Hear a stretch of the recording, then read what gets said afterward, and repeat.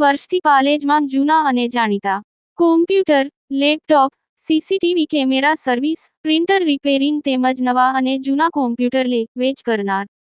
Admission form તેમજ તમામ સરકારી ફોર્મ ઓનલાઈન ભરી આપવામાં આવશે. દહેજ સ્થિત શ્વેતાયન કેમિકલ્સ નામની કંપનીમાં રવિવારે સાંજે 6:45 વાગ્યાના અરસામાં કોઈ કારણોસર અચાનક જ આગ ભભૂકી ઉઠી હતી. જોતજોતામાં આગે વિકરાળ સ્વરૂપ ધારણ કરવાનું શરૂ કરી દેતા કર્મચારીઓમાં દોડધામ મચી ગઈ હતી.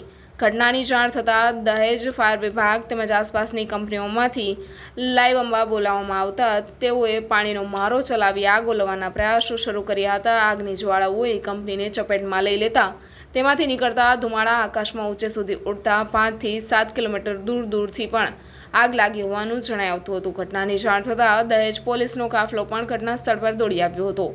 આગમાં એક કર્મચારી દાઝેલી હાલતમાં બહાર દોડી આવ્યો હતો. ઘટનામાંથી 2 થી 3 કર્મચારીઓ દ્વારા દાઝ્યા હોવાની વિગતો પણ સામે આવી છે.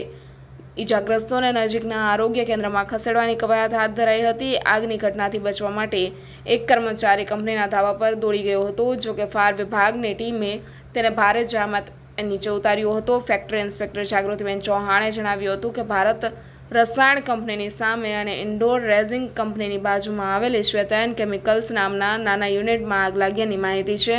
હાલમાં આગને કાબૂમાં લેવાના પ્રયાસો ચાલી રહ્યા છે. કોઈ દાઝ્યું હોય કે ઘવાયું હોય તેવી વિગતો હાલના તબક્કે મળી રહી નથી. જો કે આગ પર કાબૂ મેળવવા સાથે શ્રમિકોની ગણતરી કર્યા બાદ તે માલુમ પડશે. હાલમાં આગને કાબૂમાં લેવાની માટેની કવાયતને પ્રાધાન્ય આપવામાં આવ્યું છે. ગુજરાતના અગ્રીમ અખબારોમાં આપની કોઈ પણ પ્રકારની જાહેરાત આપવા માટે સંપર્ક કરો. જાહેરાત વ્યાજબી ભાવે પ્રસિદ્ધ કરી આપવામાં આવશે.